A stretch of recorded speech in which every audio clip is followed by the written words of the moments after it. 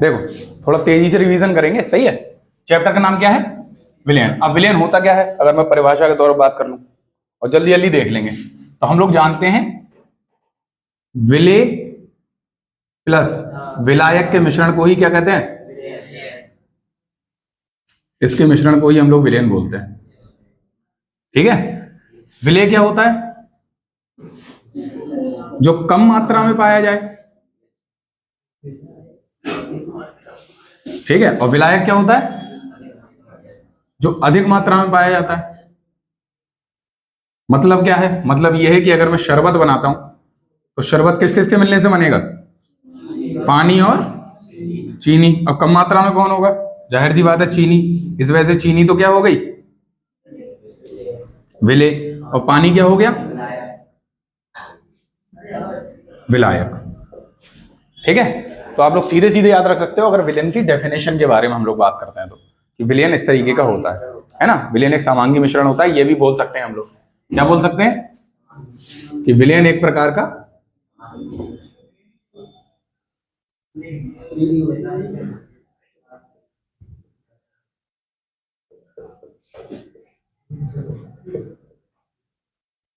और समांगी मिश्रण कौन से होते हैं?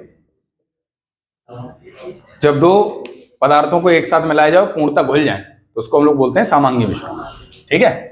अच्छा, अब मैं अगर बात करूं इसके कुछ प्रकारों के बारे में, तो कौन कौन से प्रकार होते हैं जरा बताओ फटाफट। सबसे पहले एक तो होता है तनु विलयन, एक होता है सांद्र विलयन। थोड़ा सा तेज इसी वजह से चल रहा है क्योंकि ये सब पढ़ चुके हैं हम लोग पहले से ही। ठीक है। तो तनु विलयन कौन से विलयन होते हैं? बिल्कुल सही बात है। तनु विलयन के बारे में अगर हम बात करें तो हम बोल देंगे जिसमें विलेय की मात्रा क्या हो? अच्छा, जिसमें विलेय की मात्रा कम होती है और विलायक की मात्रा जो कम होती है। कस तो शर्म करो, मंगलवार आज गदा आ गई ऊपर से, सुधर जाओ। ठीक है। नेक्स्ट सांद्र विलयन। सांद्र विलयन क्या होता है बेटा? जिसमें विलेय की मात्रा अधिक होती है और विलायक की मात्रा कम होती है। ठीक है ना। अच्छा, नेक्स्ट एक होता है संतृप्त विलयन, और दूसरा कौन सा होता है? असंतृप्त विलयन। ठीक है। तो संतृप्त विलयन अगर हम लोग बात करें तो संतृप्त विलयन की परिभाषा क्या होगी? है किसी को याद? बिल्कुल सही बात है। सबसे अच्छी डेफिनेशन यही थी कि वे विलयन जिनमें और अधिक विलेय पदार्थ ना घुल सके, और अधिक विलेय पदार्थ आसानी से ना घुल सके, ये ज्यादा अच्छी है। आसानी से ना घुल सके। अगर इसी को अनुष्का मैं पूरा नाम बोल देता, तुम्हारी वाली डेफिनेशन को बोल देता, तो फिर अति संतृप्त विलयन का कॉन्सेप्ट ही खत्म हो जाता, क्योंकि उसमें घुल सकता है एक्स्ट्रा, है ना। तो ये बोल सकते हैं आसानी से ना घुल सके, मतलब ये है आपको ज्यादा हीट वीट देनी पड़े तब जाके आप थोड़ा बहुत पदार्थ और घोल लो, और उसके बाद जो विलयन बन जाएगा फिर वो बन जाएगा अति संतृप्त विलयन, यानी कि उसके बाद फिर कुछ नहीं घुल सकता। और नेक्स्ट कौन सा होता है? अति संतृप्त असंतृप्त विलयन।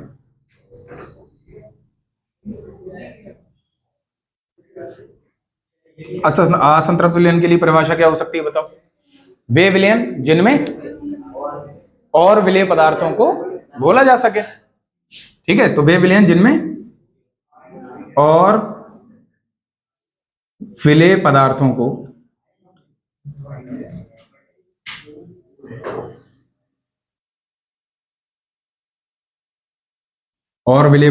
घोला जा सके, उन्हें हम लोग क्या बोलते हैं? असंतृप्त विलयन। और इसके बाद लास्ट में आता है कौन सा? अति संतृप्त विलयन।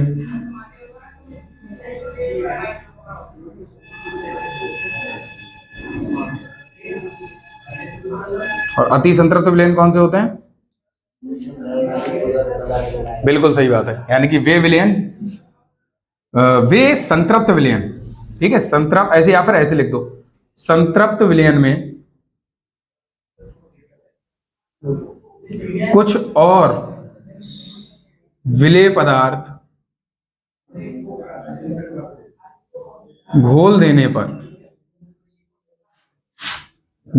पर नीचे कट तो नहीं रहा है, देखते रहियो, आ रहा है अभी, घोल देने पर प्राप्त विलयन क्या कहलाता है? अति संतृप्त विलयन कहलाता है। अति संतृप्त विलयन।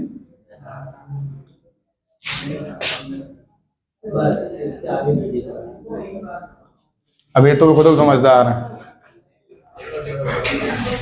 कहिए जाऊं सोएगा ही में चले हो सब कुछ, ठीक है।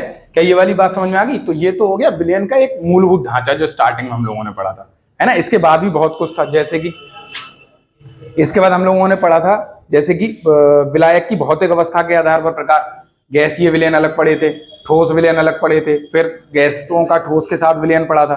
तो हम इतना तो सब कुछ नहीं करने वाले कि हम दोबारा से आपको ये बताएं कि विलेयता का मतलब घुलनशीलता होता है ना। हम लोग डायरेक्ट हेनरी के नियम पर ही आएंगे इसके बाद, यानी कुछ छोटी मोटी चीजें हैं जिनको इग्नोर करते हुए सीधे मेन टॉपिकों पे आएंगे हम लोग, ओके। अब वो आप लोग घर से ही पढ़ लेना, तो इसको तो देखने की जरूरत भी नहीं है ना उतारने की है, जो उतारना चाहे वो वीडियो से भी उतार सकता है उसके बाद, ठीक है।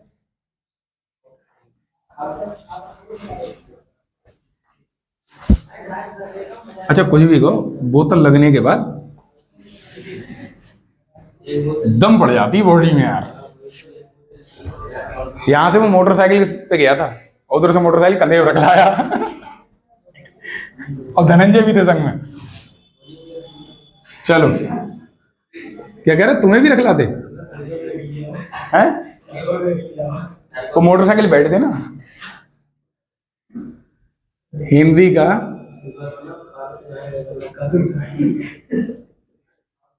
वो नाइस गोली खा ली यार हमने शनिवार में, उससे प्लेटें हमारी डाउन ही होती चली गई और हमें लग रहा था अच्छा लग रहा है चलो हेनरी का नियम, लेकिन धोखा दे दिया उस गोली ने।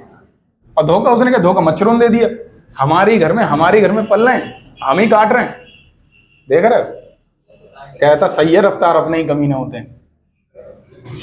चलो अब हेनरी के नियम के बारे में बात कर लेते हैं। क्या होता है हेनरी का नियम, बता दो जरा कोई लोग। हाँ बिल्कुल सही बात है। क्या होता है, किसी गैस की घुलनशीलता, किसी गैस की घुलनशीलता को ही किस नाम से बोलते हैं? बिल्कुल सही बात है। किसी गैस की घुलनशीलता उस गैस पर लगने वाले दाब के समानुपाती होती है।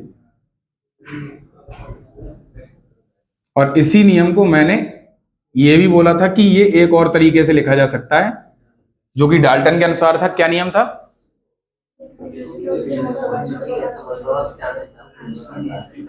दोबारा से बोलो, दोबारा से। कुछ लोग तो पीछे से ट्यून पकड़ते हैं सिर्फ, जो इधर से चार लोग बोले दूसरे बस। अभी मत किया करो ये सब, मैंने बचपन में बहुत किया है। क्या? किसी गैस की वाष्प अवस्था पर, बिल्कुल सही है, बिल्कुल सही है, ठीक है। किसी गैस की वाष्प अवस्था पर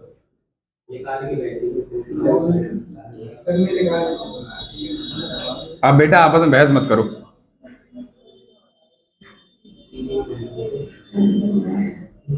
किसी गैस का मोल प्रभाज, क्या यही बोला तूने? किसी गैस की वाष्प अवस्था पर उस विलय है, ठीक, हाँ बिल्कुल सही है। उस गैस पर लगने वाला आंशिक दाब ना, किसी गैस की वाष्प अवस्था पर उस पर लगने वाला आंशिक दाब उस गैस पर लगने वाले मोल प्रभाज के बराबर होता है ना।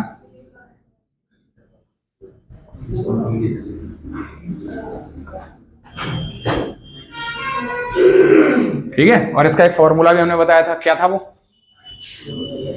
बिल्कुल सही बात है, इस तरीके से ही लिख सकते हैं। चाय बी ये लिखवाया था जिसमें के एच क्या था, हेनरी स्थिरांक। ओके, यानी कि एक ऐसी चीज जो कि बहुत इंपॉर्टेंट है, आप लोग जितना ज्यादा इंपॉर्टेंट इसको मान के चलो उतना बेहतर है आप लोगों के लिए पेपर के लिहाज से, बहुत ज्यादा। मैं ज्यादा इधर को आ जाता हूँ, कट तो नहीं आता हूँ, हाय दैया, अब बता रहे हो मान लो तुम, अब सही है। तो अब तुम आओ ना आओ, जो आए ना आए, मुझे आना जरूरी है। चलो, इधर दिखाई दे रहा है, ये वाला दिखाई दे रहा है हिस्सा, सही। तो ठीक है, कोई ना, बीच बीच में मैं नहीं देख रहा हूं, बता दिया करो मुझे, सर आप बाहर निकल गए।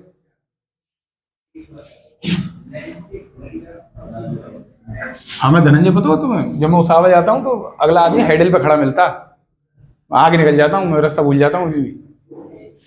चलो, तो हेनरी का नियम, और इधर साइड कौन सा आ जाता है, एक नोट डाल के आप लोग कुछ चीजें याद कर लो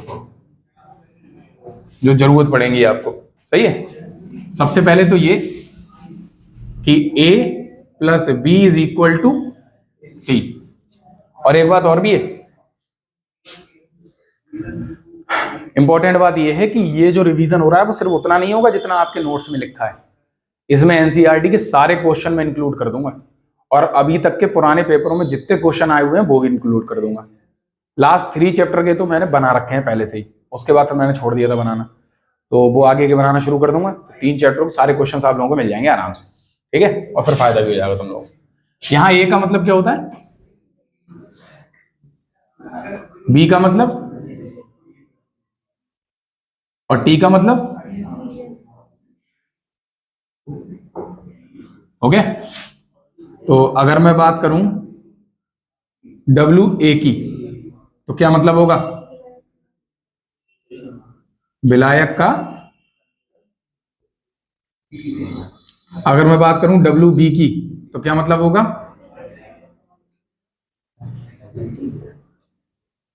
अगर मैं बात करूं वी ए की, बोलो, विलायक का आयतन।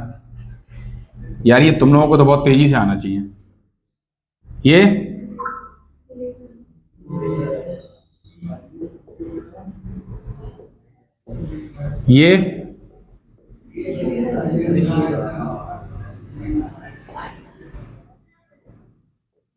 ठीक है। ये कुछ ऐसी बेसिक चीजें हैं जो आपको हर कंडीशन में पता ही होनी चाहिए। अच्छा, एक चीज और, वो है विलयन की सांद्रता,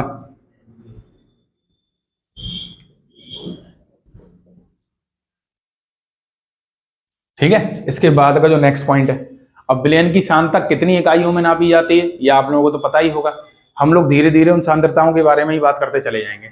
जैसे सबसे पहले कौन आता है,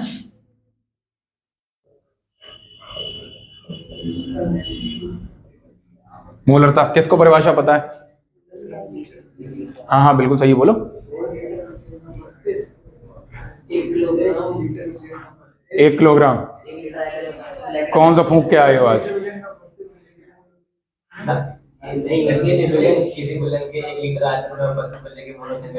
हाँ सही है, क्या है 1 लीटर,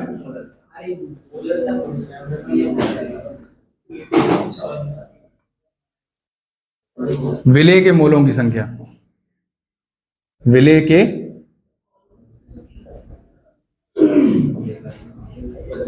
मोलों की संख्या को ही क्या कहते हैं, मोलरता कहते हैं, ओके। अच्छा देखो, अगर मैं इसका फॉर्मूला लिखूं तो कैसे लिखूंगा, आपसी वार्तालाप ना करें आप, मोलरता यानी कि ऊपर तो लिखा जाएगा विलेय के मोलों की संख्या, नीचे वो भी काय में, लीटर में। थोड़ा सा तेज तो चल रहा हूँ मैं, लेकिन ऐसा नहीं होगा कि तुम्हें समझ में नहीं आ रहा होगा, सबको आ रहा होगा, क्योंकि ये चीजें पहले ही हो चुकी हैं हमारी। अब घर जाके कायदे से पढ़ लेना, और ना पढ़ने का मन हो तो 2-3 बार वीडियो चला लियो, बस 22 काम हो जाओ तुम आप, ठीक है। मूलताओं किससे प्रदर्शित करते हैं, एम स्मॉल कैपिटल। ठीक, विलय के मोलों की संख्या को किससे लिखते हैं? विलय के मोलों की संख्या को किससे लिखते हैं? और क्या तोड़ सकते हैं? मोलों की संख्या कैसे ज्ञात होती है? भार बटे अणुभार। ये तो हो गया भार बटे अणुभार। और आयतन काय में? लीटर में। पूरा फॉर्मूला बना लो जल्दी से। अब ये भार किसका होगा? विलय का भार, यानी कि WB अपॉन MB गुणा VT, वो भी किसमें? ये वाली बात समझ में आ गई? यानी कि आप लोग इस तरह से भी फॉर्मूले को लिख सकते हो, बहुत जरूरी है। और अगर इस पर आप सवाल छोड़ के चले आए, व्हाट हैपेंड, क्या हुआ, सो गए क्या? इधर ही आ जाओ यार। सही है क्या? ये वाली बात समझ में आ गई? मुझे ये बताओ क्या है? हैं? हाँ, तो ये मोलरता WB अपॉन MB गुणा VT। सही है, बात पल्ले पड़ गई। चलो इस हिस्से को मिटा दे रहा हूं।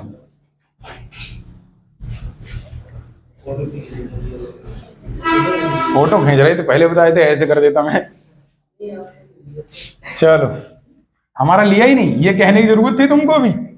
बेइज्जती नहीं हो रही है मेरी इसमें? और जो जाएगी यार, सर्कुलेट हुई, कम से कम 500 लोग तो देख ही लेंगे। 500 का दान करा दी क्रिकेट तुमने हमारी सबसे पहले। चलो अच्छा, एक तो ये हो गया मोलरता। दूसरा क्या होता है? मोललता। यहां तक आ रही है? देखना वीडियो।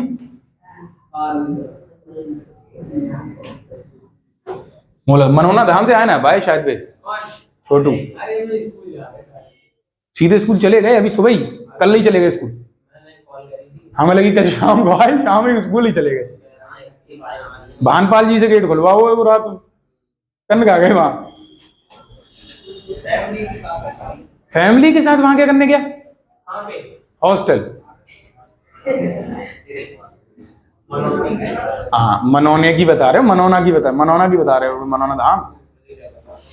मेरे से कल पूछ रहा था, सर जी आपकी तबीयत कैसी है?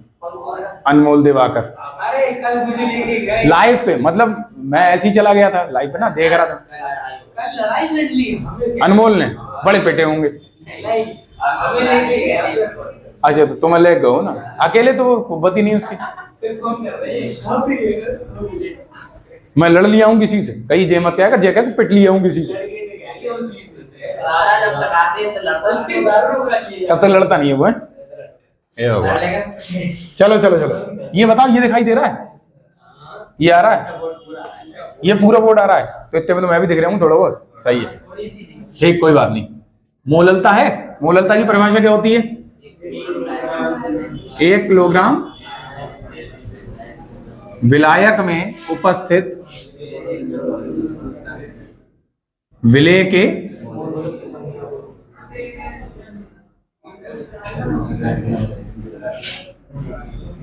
के मोलों की संख्या को हम लोग क्या बोलते हैं? मोललता।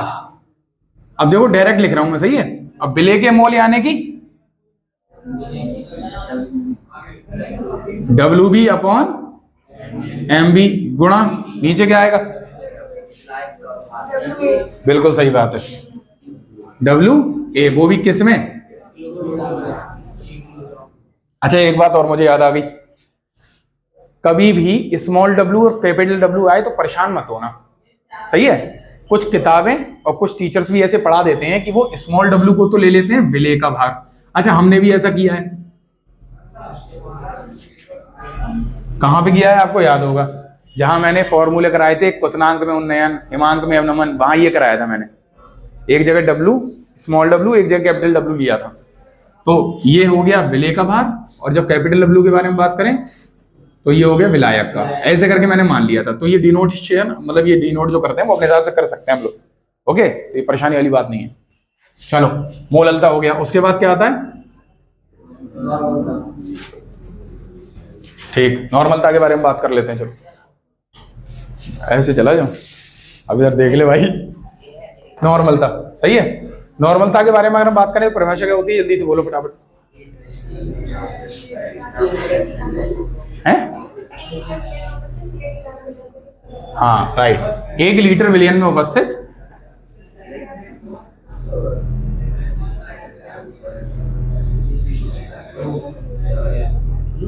विलेय के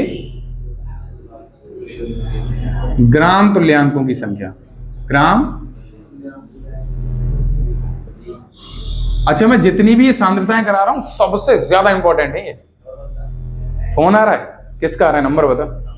मम्मी, अरे हमारी मातारी, रिकॉर्ड हो गया है, तू चला जा, ये तो रिकॉर्ड हो रही है। अयो आंटी फोन मत करो, वीडियो बन रही है, जाओ।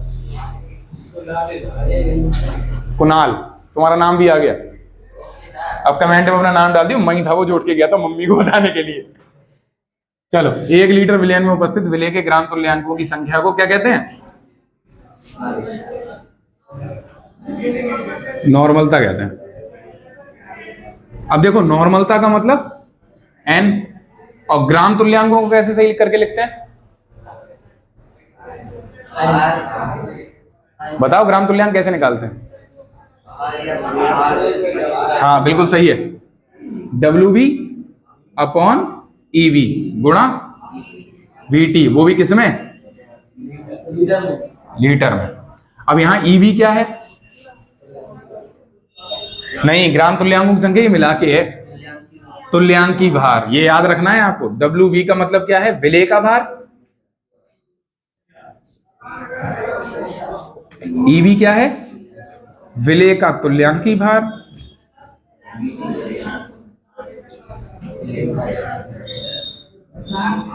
और VT क्या है? ये आपको पता ही होगा, विलयन का आयतन। अच्छा एक बात और बता दूं मैं, जितने लोग भी खुशी से ये वीडियो देखने भी आएंगे ना, उन लोगों को भी समझ में एक्चुअल में आएगा नहीं। ये तब समझ में आ सकता है आपको जब आप पहले से पढ़ चुके हो, फिर ये तेजी से पकड़ सकते हो, वरना इसी चीज को पढ़ाने में मैंने बहुत समय लिया था, है ना। तो थोड़ा ध्यान देना है इस बात पर भी। अगर आप पहले से पढ़ चुके होंगे तो ही बहुत अच्छे समझ में आ रहा होगा। अरे यार ठीक है, हलवा है, थोड़ा आगे बढ़ जाओ तेजी से सर, ये लग रहा होगा मैं हल्के पढ़ा रहा हूँ, वरना बहुत तेज चल रहा है।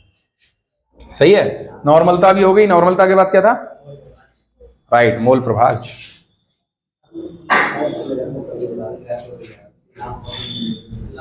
मोल प्रभाज की परिभाषा बताओ।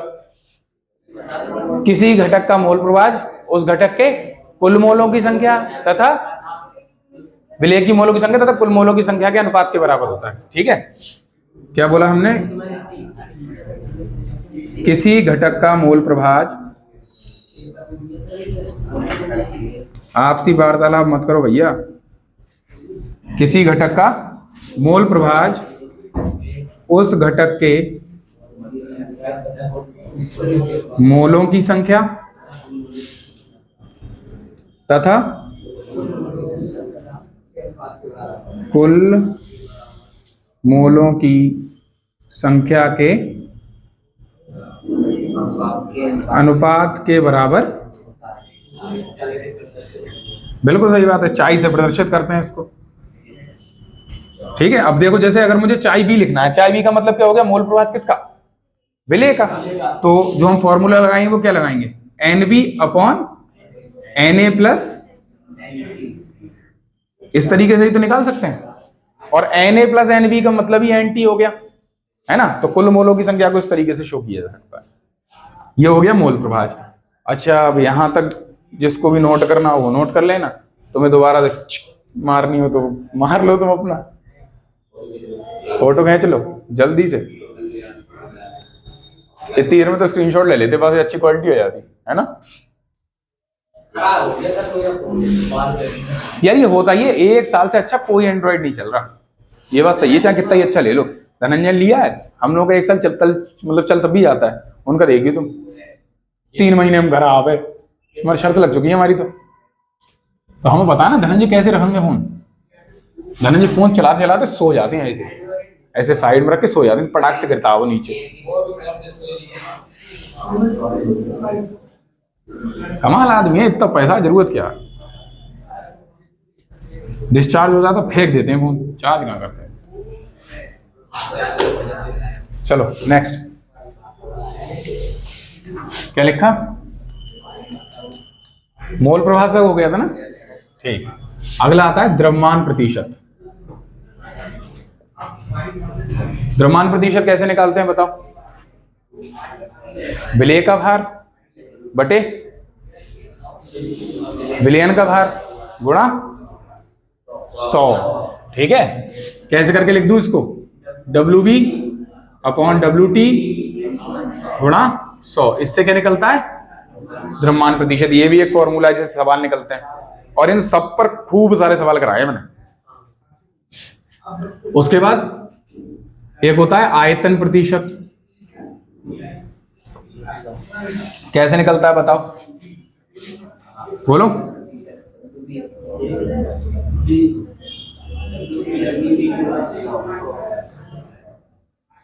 ठीक है, फिर एक निकलवाया था हमने, कौन सा? यहां BB क्या है? विलेय का आयतन। VT क्या है? हाँ, बस वही वाली याद रखना, ये 100 जो पहले ही लिख दी है मैंने। ठीक है, अच्छा, आयतन प्रतिशत भी निकल गया। और एक होता है ppm में सांद्रता। ये कैसे निकलता है बताओ? WB अपॉन, बिल्कुल सही है, WT, और गुणा करा दो 10 की पावर प्रति 10 लाख में। हाँ बिल्कुल, ग्राम में होती है ये, WB ग्राम में है ना। अब ये हो कुछ भी सकता है, ये आयतन भी हो सकता है। इसको आप आयतन से भी निकाल सकते हो, और कभी चक्कर में पड़ जाओ आयतन में भी निकाल सकते हैं। अब बाहर में दे रखा है तो बाहर में निकाल सकते हैं, आयतन में दे रखा हो तो आयतन में निकाल सकते हैं। आपके यहाँ मैंने 3 फॉर्मूले कराए होंगे इसके, है ना, 3 कराए होंगे। चलो, तो यहां तक तो सारे के सारे क्या निपट जाते हैं? ऐसे टॉपिक जिनमें फॉर्मूलाज ही फॉर्मूला है। ठीक है, और इसके बाद हम लोग इससे आगे बढ़ेंगे और सीधे पहुंच जाएंगे। एक और छोटी सी टॉपिक है, वो और देख लो। जैसे कि एक नोट है, यहां से ये क्वेश्चन फंस जाता है पेपर में। कौन सा है सुन लो। तो ठोसों की द्रवों में विलेयता ताप पर निर्भर करती है, दाब पर नहीं। क्या बोला मैंने? ठोसों की द्रव में विलेयता ताप पर निर्भर करती है, दाब पर नहीं। किस किस को समझ में आई ये वाली लाइन? नहीं समझ आया? देखो इधर, इसको स्टार मार्क करके देख लिख लेना, क्योंकि मैंने ये पेपर में काफी बार देखा है। घुमा फिरा के पूछे हैं, लेकिन पूछा है क्वेश्चन। कैसे करके देखो, ठोसों की द्रव में विलेयता। अब इसका मतलब ही नहीं समझ पाए तुम लोग, शर्म आनी चाहिए। ठोसों की द्रव में विलेयता ताप पर निर्भर करती है।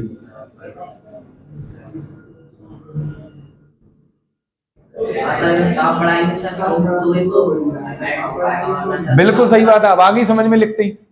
ये कॉमन सी बात ये थी कि अगर मैं चीनी या ग्लूकोज को, हाँ बिल्कुल सही बात, कितना ही प्रेशर लगा लो, प्रेशर लगाने से घुल थोड़ी जाएगी वो। हाँ, हीट करने से जरूर घुलेगी। शरबत आप नॉर्मल बना रहे हो और पानी में, गर्म पानी में चीनी घोल रहे हो, इसमें जल्दी घुलेगी? गर्म पानी में जाहिर सी बात है जल्दी घुलेगी चीनी। तो ये एक टॉपिक है जो बहुत ज्यादा इंपॉर्टेंट है। दूसरा होता है एक बच्चों तन्यता नियम। ये पढ़ा है? नहीं पढ़ा? अब लग रहा है कुछ कुछ। इसका इस्तेमाल हम लोग सवाल करते समय किया था, है ना। तो आपको याद रखना है, यहाँ M1V1 M2V2, पहले विलेन की मोलरता, दूसरे विलेन की मोलरता। ठीक है, इसी का ही दूसरा होता है N1V1 बराबर N2V2, पहले विलेन की नॉर्मलता, दूसरे विलेन की नॉर्मलता।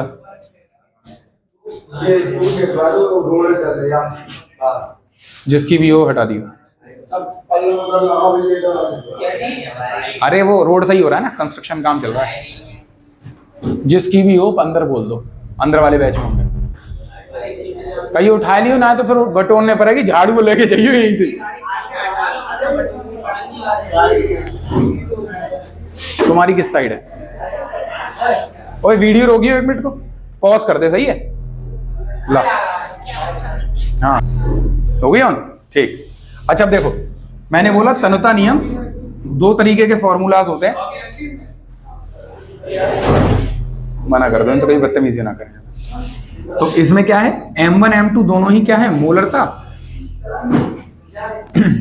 ये पहले विलेन की नॉर्मलता मोलरता, और ये दूसरे विलेन की मोलरता। यहां पर ये N1 जो है वो किसकी मोलरता है, फर्स्ट विलेन की, और ये क्या है, सेकंड विलेन की मोलरता। तो ये तन्यता नियम कहलाता है। और दोनों तंत्र नियम के ही फॉर्मूलाज हैं जो सवालों पर हम लोग प्रूव करते हैं इनको। ठीक है, ये वाली बात समझ में आ गई? बहुत बढ़िया बात है। इसके बाद एक नेक्स्ट टॉपिक को हम लोग करने वाले हैं जिसका नाम है बाष्प दाब। क्या नाम है? क्या होता है बाष्प दाब, बताओ तो जरा।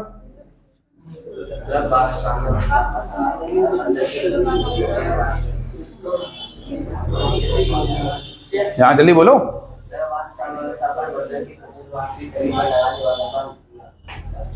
बिल्कुल सही बात है। यानी कि क्या मतलब है, किसी और को समझ में आया? बोलियो यश। तुम्हें तो आया, तुमने तो बोला ही है। और किसी को समझ में आया तो बोलो। हाँ रोहिताश।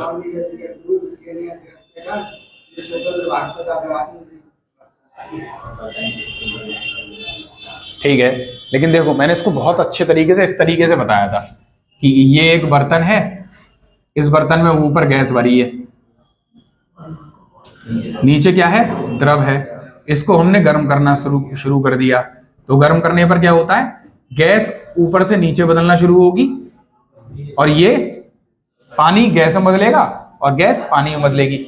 मतलब क्या है, इन दोनों के बीच में साम्यावस्था स्थापित हो जाएगी और साम्यावस्था स्थापित होने पर बर्तन के स्वतंत्र तल पर, यानी कि द्रव है उसके स्वतंत्र तल पर जो दाब लगेगा उसी दाब को हम लोग क्या बोलते हैं, बाष्प दाब बोलते हैं। और इसी की एक बहुत छोटी सी डेफिनेशन क्या बनाई गई है, किसी ताप पर द्रव तथा उसकी बाष्प के मध्य साम्यावस्था में, किसी ताप पर द्रव तथा उसकी बाष्प अवस्था के द्रव तथा उसकी, क्या बोल रहा हूं मैं, दोबारा से बोलना, मेरा दिमाग पूरा उस पी पे ज्यादा चल रहा है। चलो सुनो सुनो सुनो। किसी ताप पर द्रव तथा उसकी बाष्प के मध्य साम्य अवस्था में द्रव के पृष्ठ पर लगने वाला बाष्प दाब क्या कहलाता है, बाष्प दाब कहलाता है। सही है, देखो इस तरीके से डेफिनेशन हम बना सकते हैं अपने पास से। किसी निश्चित ताप पर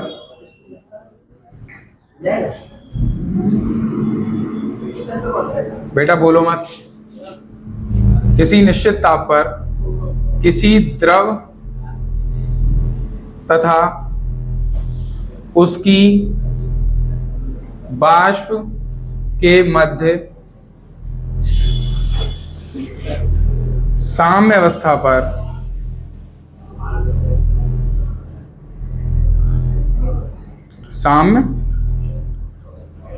पर द्रव की स्वतंत्र तली पर या द्रव के स्वतंत्र तल पर लगने वाला दाब ही क्या कहलाता है, बाष्प दाब कहलाता है। ठीक है, तो बाष्प दाब को हम लोग इस तरीके से भी पढ़ सकते हैं। बड़ा सिंपल सा है, अगर ऐसे याद भी ना रहे तो डेफिनेशन जितनी चाहो उतनी बना लो आप लोग। बस ये बात याद रखना कि आपने एक द्रव लिया है, उसको गर्म करना शुरू किया तो उसकी बाष्प बनना शुरू हुई। कुछ समय बाद बाष्प से द्रव उतनी ही तेजी से बनने लगेगा जितनी तेजी से द्रव से बाष्प बन रहा होगा, तो इसको बोलते हैं साम्य अवस्था की स्थिति। ठीक है, तो ऐसा कोई पदार्थ लिया एक निश्चित तापमान पे, वह अपनी साम्य अवस्था में आ जाएगा और साम्य अवस्था में आने पर उस तल के ऊपर जो दाब लगेगा उसी दाब को हम लोग कहते हैं बाष्प दाब। क्या ये वाली बात समझ में आ गई आपको? बहुत अच्छी बात है। टाइम देख लो जरा, किसी के पास घड़ी हो तो। अरे 9 मिनट हैं, 9 बज गए पूरे। चलो ठीक है, फिर बाकी बातें करेंगे कल। Till then do whatever you want to do, ऐश करो, मौज करो, खूब पढ़ाई करो और इसको बंद कर दो।